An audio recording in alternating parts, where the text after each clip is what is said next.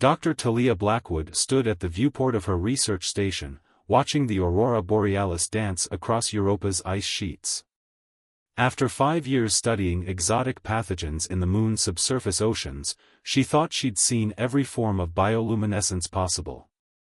The emergency transmission lighting up her comm unit proved her wrong. The holographic projection showed a being of pure crystal and light, a Lemurian diplomat whose faceted form caught and reflected the station's harsh lighting in hypnotic patterns. Dr. Blackwood, your reputation for solving impossible medical mysteries precedes you. We require your expertise on a matter of utmost urgency and discretion. Talia's fingers traced the familiar scar along her jawline, a souvenir from a particularly aggressive bacteria she'd encountered on Mars. I'm listening. Our queen is dying. The diplomat's crystalline form dimmed noticeably. A darkness spreads through her, consuming her inner light. Our finest healers are powerless. If she falls, our entire civilization may follow. Talia's mind raced through known pathogens that affected photosynthetic species. Nothing matched this description. Send me her medical data. I'll need to dash. Impossible, the diplomat cut in. This information cannot be transmitted. You must come to Lemuria. But I warn you, no human has ever set foot on our world. Many of our people believe your kind's organic nature is primitive. Unclean. A challenge, then. Talia smiled. When do we leave? The journey to Lemuria took 3 weeks in fold space. Talia spent every moment studying what little was known about the crystalline beings. They were silicon-based life forms who had evolved under the light of 3 suns, developing photosynthetic processes that made Earth's plants look primitive by comparison. Their bodies were living crystal matrices, storing and channeling light energy in ways that defied conventional biology. When they dropped out of fold space, Talia's breath caught. Lemuria hung in the void like a massive diamond, its crystalline surface refracting the light of its 3 suns into a spectrum that brought tears to her eyes. The diplomatic vessel descended through layers of atmosphere that sparkled with suspended crystal motes, landing in a city that seemed carved from a single massive gem. The landing pad was eerily empty save for 2 tall Lemurian guards, their crystalline forms rippling with bands of cautionary amber. Follow us, one commanded. Do not touch anything. Do not deviate from our path. They led her through corridors of breathtaking beauty, where every surface seemed alive with flowing light. But Talia noticed something else, fear. Every Lemurian they passed dimmed noticeably at her approach, some even changing course to avoid her entirely. The throne room was a cathedral of light, its vaulted ceiling reaching hundreds of meters high. Crystalline formations caught and amplified every photon, creating a luminous display that would have been blinding if not for Talia's protective gear. But all that radiance seemed to die as it approached the throne. Queen Nyxus sat motionless, her once transparent form clouded by spreading shadows that seemed to drink in light itself. Around her, courtiers maintained a significant distance, their own lights dimmed to anxious flickers. Your Majesty, Talia began, but the Queen's response cut through the air like shattered glass. So this is humanity's answer to our plight? A creature of meat and water? The Queen's voice held centuries of authority, even weakened as she was. Why have you come, really? To study us? To learn our secrets? Talia squared her shoulders. I came because you're sick, and I might be able to help. The rest is irrelevant. A ripple of shocked illumination passed through the assembled courtiers. No one addressed their queen so directly. But Nyxus leaned forward, the shadows in her form swirling. You truly believe you can heal what our greatest minds cannot understand? I believe in trying, Talia replied. And I believe that life, whether it flows through crystal or courses through veins, wants to survive. Will you let me examine you? The Queen was silent for a long moment. When she spoke again, her voice carried a different tone, one of carefully measured hope. You risk much coming here, Dr. Blackwood. The consequences of failure would be severe. Most worthwhile things are risky, Your Majesty. Talia unpacked her modified medical scanner. Shall we begin? The examination revealed something extraordinary. The darkness wasn't a disease in any conventional sense, it was a quantum-level parasite that fed on the very mechanism that allowed Lemurians to process light. Each infected crystal matrix became a void, unable to conduct or store photonic energy. The implications were staggering. If this spread beyond the Queen, it could render the entire species unable to feed on their sun's light. As Talia worked late into the night, Prince Helios appeared in her makeshift lab. Unlike the others, he approached without obvious revulsion. The court whispers that you're wasting time with primitive tools, he said, his crystalline form glowing a subtle blue. They say we should focus on containing the darkness when... He trailed off. When your mother dies? Talia looked up from her microscope. That's not happening. I think I know what we're dealing with. But the treatment will be unprecedented. Everything about you is unprecedented, Helios observed. A human, working to save a queen who can barely stand to look at you. Why? Talia thought of all the worlds she'd visited, all the different forms life had taken. Because differences in biology don't change the fundamental truth that all life is connected. Your mother's suffering matters, regardless of whether she's made of crystal or flesh. The prince's glow brightened momentarily. You're not what I expected, Dr. Blackwood. Call me Talia, she said, turning back to her work. And trust me, Prince Helios, I'm just getting started. As the first sun began to rise, casting rainbow refractions through the crystal city, Talia finally saw the pattern she'd been missing. The parasite wasn't just consuming light, it was storing it, warping it, changing its fundamental nature. If she was right, the cure wouldn't just save the Queen, it would transform their understanding of both their species forever. But first, she had to convince a race of crystalline beings to trust a human with their Queen's life. As she watched the dawn paint the lab in prismatic colors, Talia allowed herself a small smile. She'd always enjoyed impossible challenges.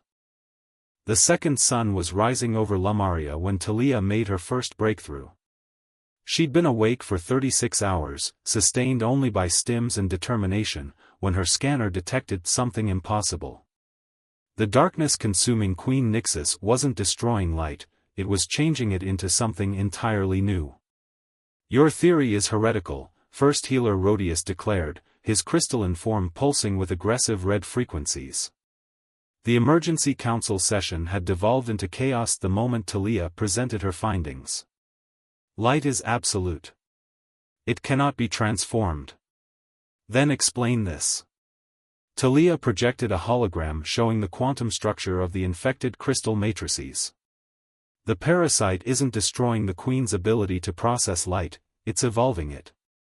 Creating a new form of energy we've never seen before. Prince Helios moved closer to the projection, his own light dimming in concentration. These patterns, they're not random. No, Talia agreed, trying to ignore how her heart rate increased when he stood near. They're organized. Almost like a language, Helios finished. Their eyes met across the hologram, and Talia felt a resonance she couldn't explain. The council chamber erupted in protests. Impossible. Blasphemy. The human corrupts our prince's mind. But Queen Nixus, who had insisted on attending despite her weakened state, raised a darkened hand. The chamber fell silent. Explain, she commanded Talia, her voice barely a whisper. Talia took a deep breath. The parasite isn't trying to kill you, Your Majesty. It's trying to communicate. But the process is killing you because your crystalline structure can't adapt fast enough to the changes.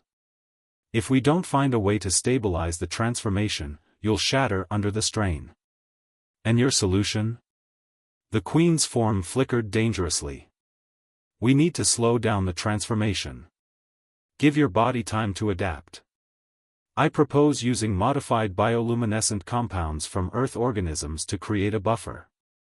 Absolutely not. Rhodius interrupted. Introducing organic matter into Her Majesty's sacred form?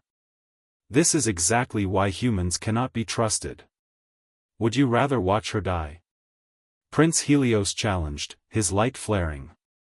While you cling to your precious purity? The Queen's sudden cry cut through their argument. Her form was rippling, dark waves pulsing through her crystal matrix.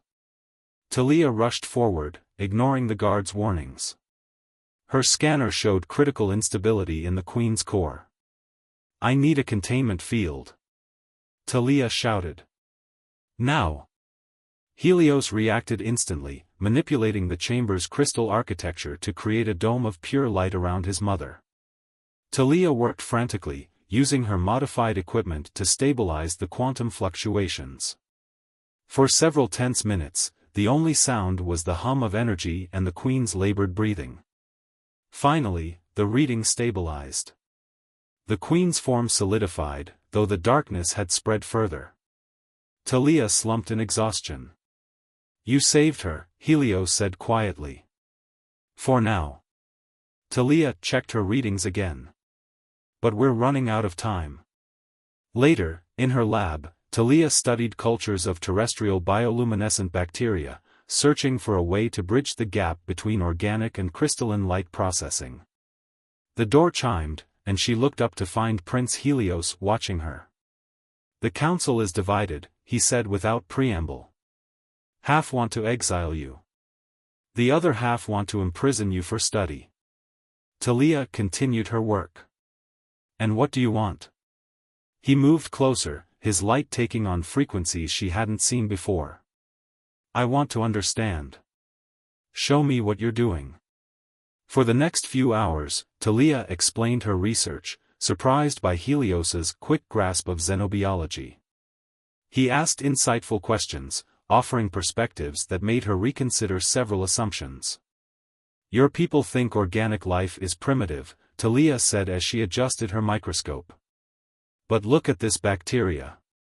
It evolved the ability to produce light billions of years ago. Different path, same destination. Perhaps that's why the parasite chose Mother, Helios mused. She's always been more adaptable than most. More willing to consider new possibilities. Like mother, like son. Talia smiled. My father was different. Traditional. When he shattered. Helios's light dimmed. The court blamed his death on his attempts to study organic worlds. They said he was contaminated by foreign ideas. I'm sorry. Talia resisted the urge to touch his crystalline shoulder. That must have been difficult. It taught me that tradition can be a cage.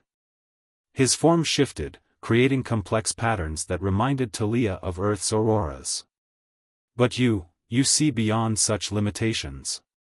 A warning chime interrupted them. Talia's eyes widened as she read the scanner results. No, this can't be right. What is it? The darkness, it's not just in the Queen anymore. I'm detecting quantum disturbances throughout the palace. The parasite is spreading. Helios's light pulsed with alarm. How? I don't know. But if we can't contain it. She met his gaze. Your entire species could be at risk. They worked through the night, tracking the spread of the quantum parasite. Each new scan revealed more infected crystals, though none showed the advanced deterioration affecting the Queen. It was as if the parasite was preparing something. Look at this pattern, Talia said, projecting a three-dimensional map of the infection spread. It's not random. It's creating a network. Like a crystal matrix, Helios observed. But why? Before Talia could respond, alarms blared throughout the palace.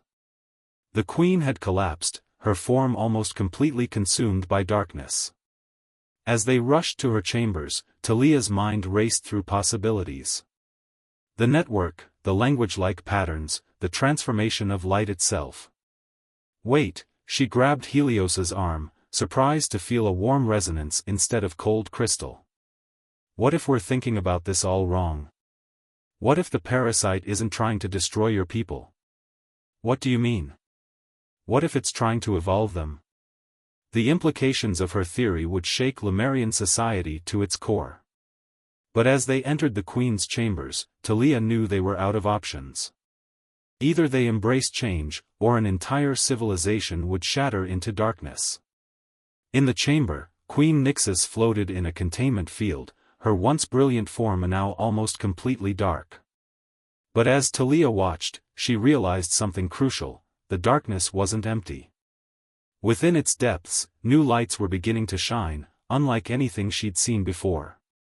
The question was, would the Lemurians accept evolution, or would they choose extinction in the name of purity? As the third sun began to rise, painting the crystal city in impossible colors, Talia prepared to challenge everything they believed about the nature of light itself. Quarantine the entire palace. First Healer Rhodius's command echoed through the crystal corridors, his form pulsing with panic-stricken vermilion. No one enters or leaves until we contain this contamination. Talia barely heard him, focused on the readings from her latest scan of Queen Nixis. The patterns within the darkness were becoming more complex, more ordered. Not death throes, but metamorphosis. The question was whether the Queen's crystalline form could survive the transformation. Your theory is fascinating, Dr. Blackwood, Lord Sentinel Vex drawled, his angular form radiating skepticism, but irrelevant. Our priority must be containing this, evolution, as you call it. The common people are already panicking. If word spreads that their queen is becoming something other than Lemurian, then perhaps it's time they expanded their definition of what being Lemurian means, Prince Helios interrupted, entering the council chamber. His light had changed subtly over the past days, taking on undertones that reminded Talia of Earth's deep-sea bioluminescence. She wondered if she was the only one who noticed. The prince speaks treason, Rhodius hissed. First organic contamination, now this? Your father would never. My father is shattered, Helios cut in, his tone sharp as crystal edges. And if we don't act soon, Mother will follow. Dr. Blackwood has a plan. I suggest we listen. All eyes turned to Talia. She took a deep breath, knowing her next words could either save or doom an entire civilization. The quantum parasite isn't just changing how your bodies process light, she began, projecting her latest findings. It's creating a bridge between crystalline and organic photosynthesis. I believe it's been trying to do this for millennia, waiting for the right conditions. For a species advanced enough to survive the transformation. She gestured to the complex patterns flowing through the Queen's darkened form. These aren't random mutations. They're deliberate adaptations, trying to create something entirely new. The problem is, the process is too rapid. The Queen's crystal matrix can't adapt quickly enough. But if we could slow it down, guide it. How? Helios asked, moving closer to study the projections. Talia activated another hologram, showing the molecular structure of modified Earth bacteria. By introducing organic bioluminescent compounds as a buffer, they could help stabilize the transformation, give the Queen's matrix time to adapt naturally. The chamber erupted in outrage. Blasphemy. Abomination. She wants to contaminate our Queen with organic filth. Enough. The voice came from the Queen's chambers, transmitted through the crystal network. Queen Nixis's image appeared, her once bright form now a study in shadows and strange new light. I will hear the humans' plan. In her private lab, hours later, Talia prepared the first batch of modified bacteria. Her hands shook slightly as she made the final adjustments. The stakes were overwhelming, not just the Queen's life, but the future of an entire species hung on her success. You should rest, Helios said softly, materializing from the crystalline walls in a way that still startled her. So should you, she replied, noting the subtle fluctuations in his light that betrayed his exhaustion. He moved closer, studying the bacterial cultures. These tiny organisms, they really produce their own light? Different from yours, but yes. Talia adjusted her microscope. Life finds a way to adapt, to evolve. Sometimes it just needs a little help. Like now? His light patterns shifted to frequencies that made her heart race. Tell me the truth, Talia. What are our chances? She met his gaze. The treatment is experimental. Dangerous. But doing nothing is certain death. Your mother understands that. And you? You understand what the council will do if this fails? I understand that some things are worth the risk. She turned back to her work, trying to ignore how his presence seemed to fill the room with impossible colors. The treatment began at dawn. They converted the Queen's chamber into a controlled environment, filling it with a carefully calibrated mixture of modified bioluminescent bacteria.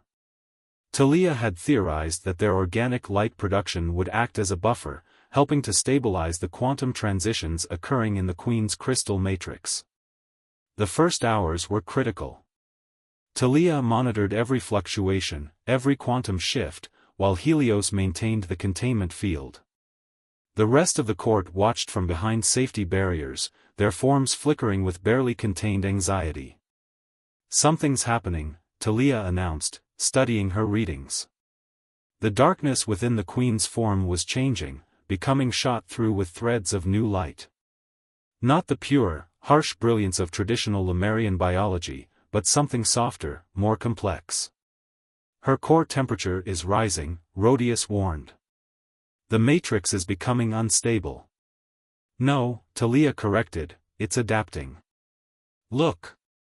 The Queen's form had begun to pulse with new frequencies, colors that shouldn't have been possible in a purely crystalline structure. The bacterial culture around her responded, creating a dance of light that bridged the gap between organic and inorganic. For a moment, it seemed to be working. The Queen's form stabilized, the new patterns of light settling into regular rhythms. Talia allowed herself to hope. Then everything went wrong. The Queen's crystal matrix began to fracture, dark energy pouring from the cracks. The bacterial culture turned black, consumed by quantum fluctuations they hadn't anticipated. Warning alarms screamed across Talia's instruments. Containment's failing. Helios shouted, his own light flaring as he tried to reinforce the field. Get everyone out. Talia ordered, rushing to adjust the field parameters. The reactions cascading. But as the chamber descended into chaos, she noticed something in her readings that made her pause. The energy signatures, they weren't chaotic. They were organizing themselves into increasingly complex patterns, building towards something she couldn't yet understand. As darkness flooded the chamber, Talia made a decision that would either save everything or doom them all. She reached for the containment controls, her mind racing with a desperate theory about the true nature of light, life, and evolution itself. In the chaos of the failing containment field, Talia's mind crystallized around a single, impossible observation. The darkness wasn't destroying the chamber's crystal architecture, it was reorganizing it.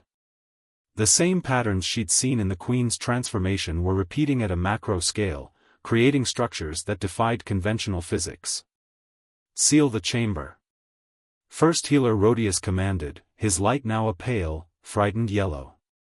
We must contain the contamination. But Talia stood her ground at the controls. Wait. Look at the energy signatures. This isn't a failure, it's a breakthrough.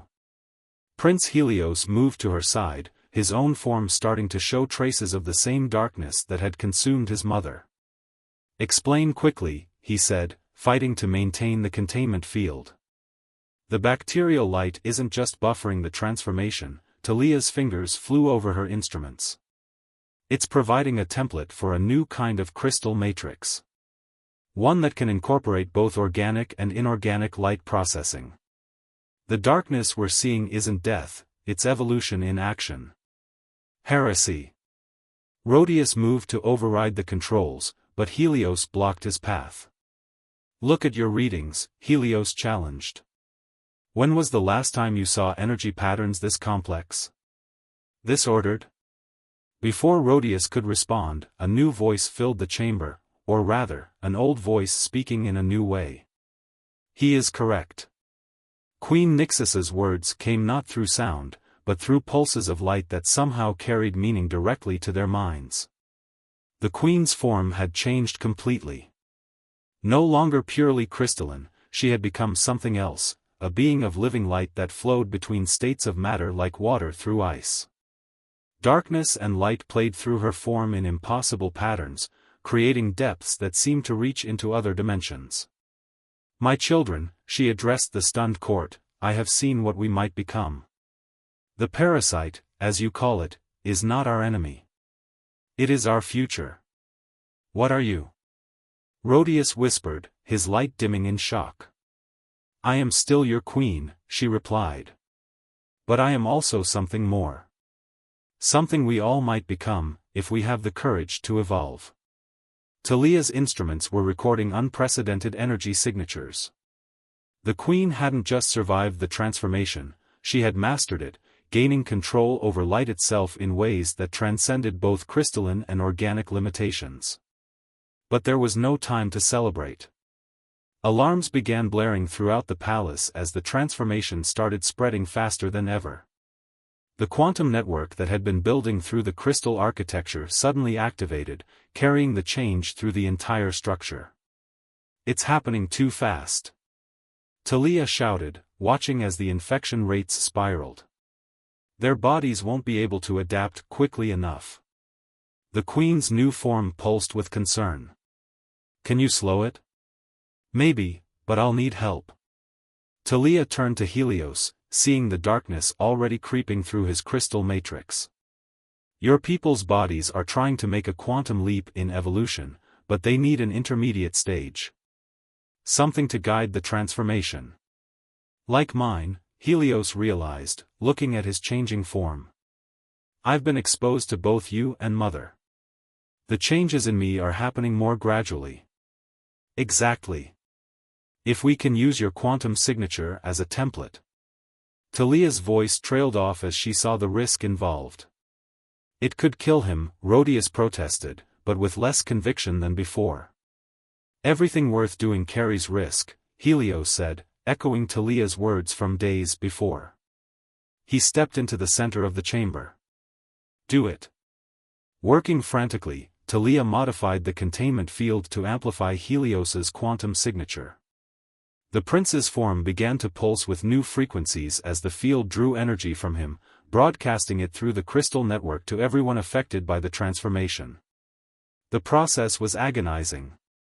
Helios's light flickered dangerously as the field drained his energy, using it to create a bridge between old and new forms of existence.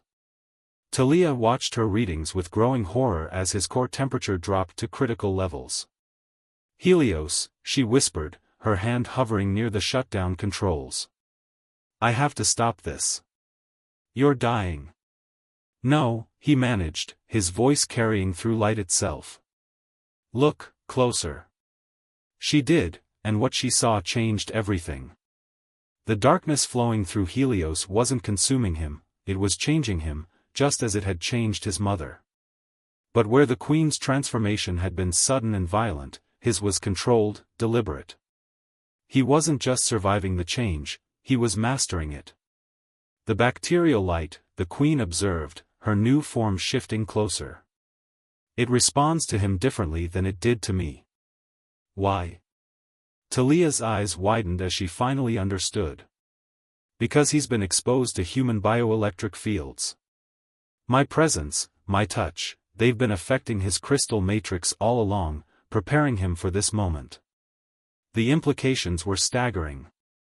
Human bioelectric fields, normally too weak to affect Lemurian crystal matrices, had somehow catalyzed a more stable version of the transformation. It wasn't just about light anymore, it was about the fundamental connection between all living things. As the third sun rose over Lamaria, its light revealed a palace transformed. Darkness and light flowed together in new patterns, creating architecture that lived and breathed with possibility. The Lemurians who had survived the initial shock were changing, their forms becoming fluid, adaptable, alive with new potential. But Talia barely noticed. Her attention was fixed on Helios, his form now a symphony of light and shadow, organic and crystalline patterns dancing together in perfect harmony. As she watched, he opened eyes that saw wavelengths no being had ever perceived before, and smiled. "I understand now," he said, his voice carrying through light and darkness alike. This was never about destruction or contamination.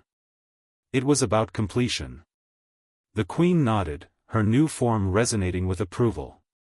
"And now we must help our people understand as well. The true age of light is only beginning." But even as hope filled the chamber, Talia's instruments detected a new pattern emerging in the quantum network. Something vast was stirring, drawn by the unprecedented merging of organic and crystalline light. The transformation wasn't over, it was about to enter a phase that would challenge everything they thought they knew about life itself. The signal came from deep space, a pulse of quantum energy unlike anything Talia's instruments had ever detected. As it washed over Lamaria, the transformed crystal architecture of the palace resonated in response, creating harmonics that seemed to reach across dimensions. "They're coming," Queen Nixis announced, her hybrid form shifting through spectrums of light that human eyes had never seen before. "The ones who sent the parasite. The Cedars." The quantum network throughout the palace hummed with anticipation. Those Lemurians who had successfully transformed gathered in the grand chamber, their new forms flowing between states of matter like living auroras.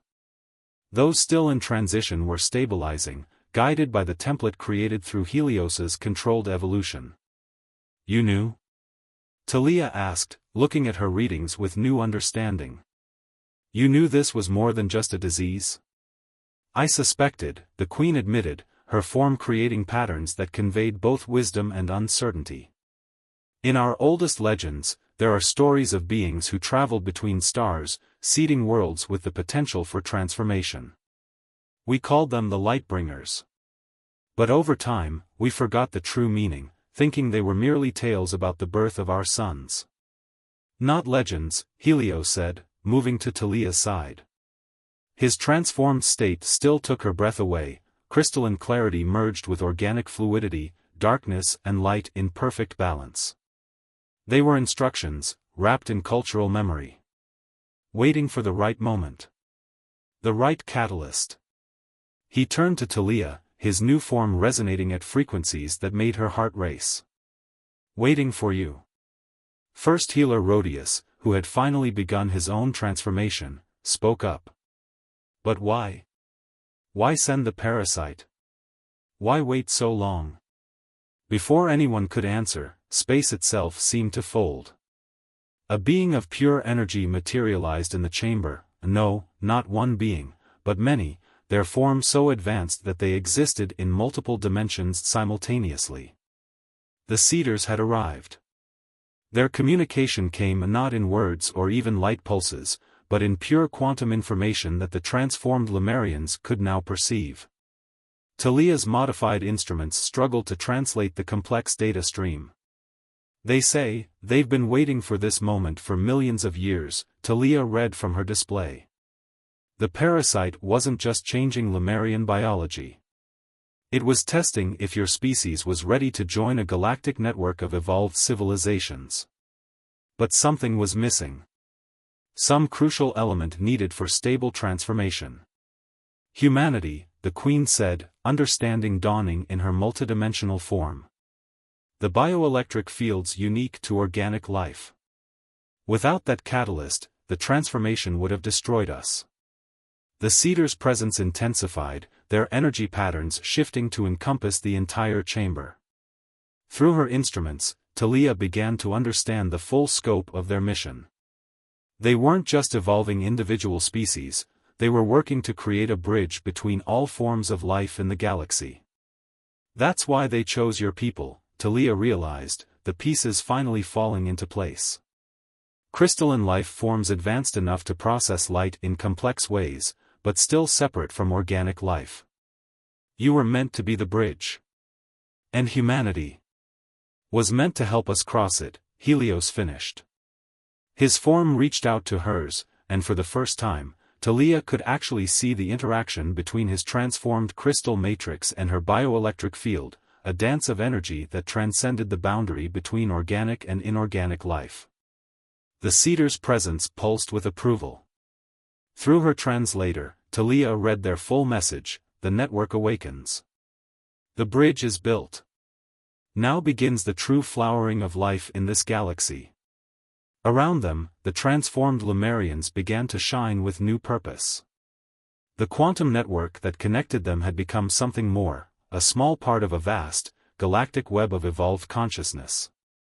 Through it, Talia could sense other transformed civilizations, each unique, each contributing their own harmonics to a universal symphony of life. What happens now? Rhodius asked, his transformed form showing traces of his old skepticism, but tempered now with wonder. Now, Queen Nyxis said, we help others across the bridge. Our civilization will become a beacon, proving that evolution isn't just possible, it's inevitable, when different forms of life learn to resonate together. She turned to Talia, her multidimensional form expressing gratitude in ways that transcended normal communication. You came to heal a queen, Dr. Blackwood. Instead, you helped birth a new stage of life itself. Talia looked at her instruments, then at Helios, seeing in his transformed state all the possibility that lay ahead. I just helped create the right conditions, she said. Life did what it always does, found a way to grow, to change, to become more than the sum of its parts. The Cedar's presence began to fade, their mission on Lumaria complete. But before they departed, they left one final message that made Talia's heart skip. The bridge goes both ways. Humanity's next evolution awaits. Helios's form shifted closer to hers, resonating at frequencies that spoke of future possibilities. Will you stay? He asked. Help us understand this new existence. Help us prepare your people for their own transformation. Talia looked out over the crystal city, now alive with new forms of light and life that defied traditional physics. The sun's rays caught in the transformed architecture, creating cascades of quantum energy that linked the ground to the stars. Somewhere out there, humanity's next step waited. Yes, she said, feeling the harmonics between them grow stronger. After all, the best discoveries happen when different kinds of light learn to shine together. As Lemuria's 3 suns reached their zenith, their light fell upon a world forever changed. In the grand chamber, organic and crystalline life had learned not just to coexist, but to evolve together into something entirely new. The darkness that had once threatened to consume them had become part of a greater light, one that would help illuminate the path forward for all life in the galaxy. The bridge had been built. The real journey was just beginning.